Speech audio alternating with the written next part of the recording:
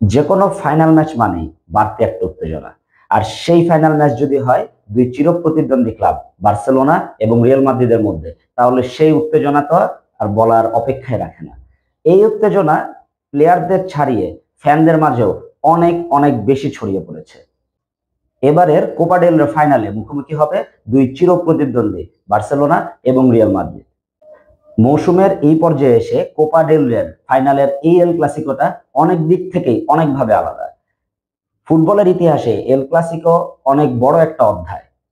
এই এল ক্লাসিকোতে দুই চিরপ্রতিদ্বন্দ্বী ক্লাবের রয়েছে নানা ধরনের ইতিহাস, নানান ধরনের ব্যাড রেকর্ড, কিন্তু এবারের এল ক্লাসিকোটা একটু আলাদা। মৌসুমের এই পর্যায়ে এসে খুবই নাজুক অবস্থায় রিয়াল মাদ্রিদ, কোনো কিছুই যেন ঠিকমতো ক্লিক করতেছে না স্প্যানিশ এই জায়ান্ট ক্লাবটা। ইউসিএল এর কোয়ার্টার ফাইনালে আর্সেনালের কাছে বিধ্বস্ত হয়ে বাদ পড়ার পরে লা লিগা বাদে এই কোপা ডেল রের ফাইনালি রিয়াল মাদ্রিদের জন্য এই সিজনের লাস্ট মেজর ট্রফি। তাই তাদের জন্য এটা একটা মাস্ট মাস্ট উইন গেম। আর বার্সেলোনার সামনে আছে ট্রেবল জয়ের সুবর্ণ সুযোগ, কারণ তারা চ্যাম্পিয়ন্স লিগে রয়েছে, লিগের যেই পয়েন্ট টেবিলে তারা রয়েছে টপে। তারা যদি কোপা ডেল রের ফাইনালটা জিতে যায়, তাহলে তারা ট্রেবল জয়ের ক্ষেত্রে অনেকটা এগিয়ে যাবে। মোটামুটি নিশ্চিতভাবে বলা যায় এই এল ক্লাসিকো হচ্ছে কার্লো আনচেলত্তির সেকেন্ড লাস্ট এল ক্লাসিকো। অথবা আমি যদি এইভাবে বলি যে কোপা ডেল রের ফাইনালে বা কোনো টুর্নামেন্টের ফাইনালে এই এল ক্লাসিকোই কার্লো আনচেলত্তির রিয়াল মাদ্রিদ হয়ে লাস্ট এল ক্লাসিকো। এবারের এল ক্লাসিকোর রিসেন্ট ফর্মে রিয়াল মাদ্রিদ অনেক অনেক পিছিয়ে। অক্টোবরে নিজেদের মাঠে ছাদ বন্ধ করে বার্সেলোনার কাছে 4-0 হার, এবং কিছুদিন আগে ফাইনালে 5-2 সেই একই হার বার্সেলোনার কাছে। সো রিয়াল মাদ্রিদ চাইবে ফাইট ব্যাক করতে আবার এল ক্লাসিকোর মঞ্চে। তাই আমরা ফুটবল ফ্যানরা আশা করব সেভিয়ার রেমন সানচেজ পিজুয়ান স্টেডিয়ামে একটা ফাটাফাটি এল ক্লাসিকো ম্যাচ উপভোগ করার। এই এল ক্লাসিকো ম্যাচের আগে দুই দলের কার কেমন ফর্ম, সেই ফর্মগুলো চলুন আমরা এক নজরে দেখে আসি। সিগন্যাল ইদুনা পার্কে ডর্টমুন্ডের কাছে নাকানাচুবানি খাওয়ার পর বার্সেলোনা ফাইট ব্যাক দেয় সেল্টা ভিগোর সাথে। শেষ মুহূর্তের সেই জয় এবং মালোর্কার সাথে কষ্টার্জিত 1-0 ব্যবধানে জয়ের পরে বার্সেলোনা দল অনেকটাই ফুরফুরে। কিন্তু সমস্যা সেই রিয়াল মাদ্রিদের। মাদ্রিদ কোয়ার্টার ফাইনালে আর্সেনালের কাছে 5-1 ব্যবধানে হারের পরে লিগে কোনো মতে দুইটা ম্যাচ উইন করতে সক্ষম হয়েছে। সেই দুই ম্যাচেই রিয়াল মাদ্রিদের ব্যবধান ছিল 1-0। সেটা ছিল অ্যাটলেটিকো বিলবাও এবং গেটাফের সাথে। এবং খুব যে top notch football Real Madrid খেলেছে ব্যাপারটা তা না, কোনো মতো একটা জয় যাকে বলে।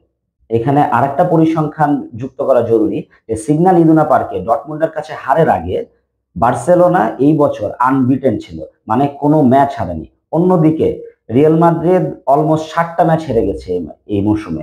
Real Madrid El Clasico match খেলতে যাওয়ার আগে বার্সেলোনার চাইতে অনেকটা পিছিয়ে শুরু করতে যাচ্ছে। চলুন দেখে আসি এই ম্যাচের পসিবল লাইন আপটা কি হতে পারে। এই ম্যাচের লাইন আপ স্ক্রিনে যেমনটা আপনারা দেখতে পাচ্ছেন ঠিক তেমনটাই হবে বলে আমরা আশাবাদী। ডিফেন্ডে থাকবে কুন্দে, কুবার্সি, ইনিগো মার্টিনেজ এবং বালদের পরিবর্তে নতুন চমক মার্টিন। তবে বার্সেলোনার মূল কাজটা করবে তাদের যে মিডফিল্ডে রয়েছে পেদ্রি এবং ডিয়ং, এবং ফরওয়ার্ডে যেহেতু লেভানডস্কি খেলতে পারছে না, সো আমরা ধারণা করছি লোপেজ অথবা অলমো। আর রাফিনা ইয়ামাল তো কনসিস্টেন্ট, এবং সামনে থাকবে হলো ফেরান তোরেস। আর রিয়াল মাদ্রিদের লাইন আপের দিকে খেয়াল করলে খুব একটা বেশি চেঞ্জ দেখা যাবে না।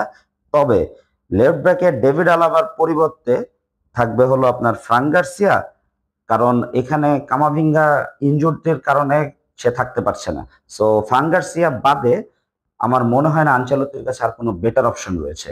আর অন্যান্য যেসব পজিশনে অ্যাজ ইউজুয়াল যেসব প্লেয়াররা খেলে থাকে, যেমন মিডে ভালভার্দে, চুয়ামেনি, বেলিংহাম, এবং ফরওয়ার্ডে যেই তিনজন রয়েছে রদ্রিগো, এমবাপে এবং ভিনিসিয়াস জুনিয়র, এরাই খেলবে। চলুন এবার জেনে নেওয়া যাক দুই দলের কে কে রয়েছে ইনজুরিতে। এই মৌসুমে ইনজুরির জন্য সবচেয়ে বেশি মিস মনে হয় মাদ্রিদই করেছে।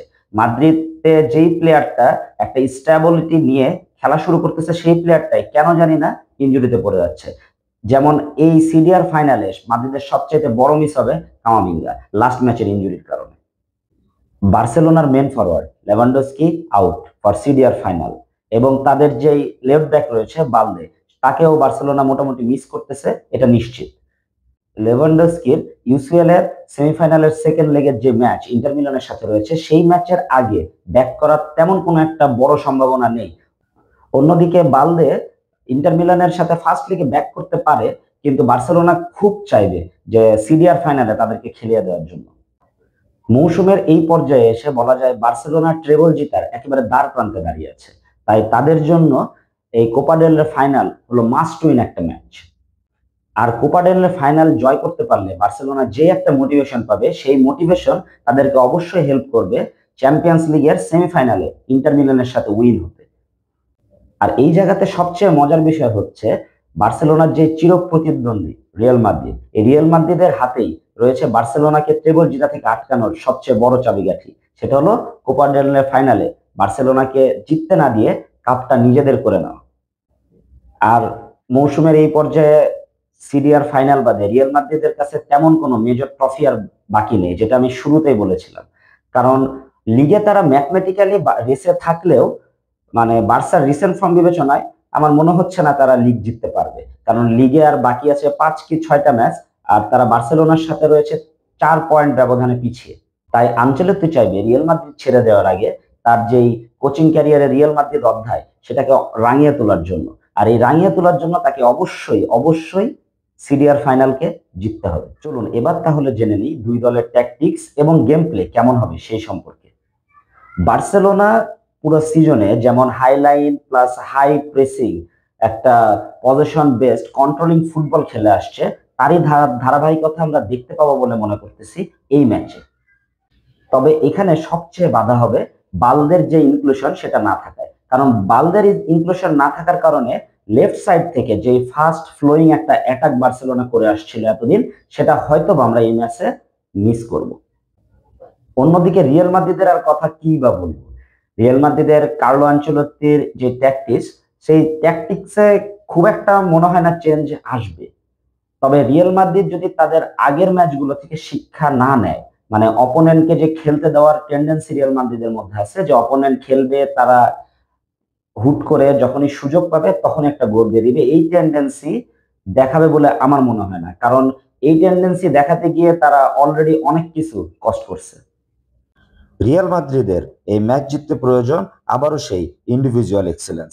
কারণ এই সিজনে রিয়াল মাদ্রিদ কোনো সিস্টেমে দাঁড় করাতে পারেনি। আর এই ইন্ডিভিজুয়াল ব্রিলিয়ান্সের পাশাপাশি তাদের যে ব্যাকলাইন রয়েছে, এই ব্যাকলাইনকে একটা ইউনিট হিসেবে ওয়ার্ক করতে হবে যদি বার্সেলোনার এই বিধ্বংসী অ্যাটাককে তারা থামাতে চায় এবং সিডিআর ফাইনাল জিততে চায়। রিয়াল মাদ্রিদ এবং বার্সেলোনা এল ক্লাসিকো ম্যাচ হবে, আর কোনো বিতর্ক হবে না তা তো হতেই পারে না।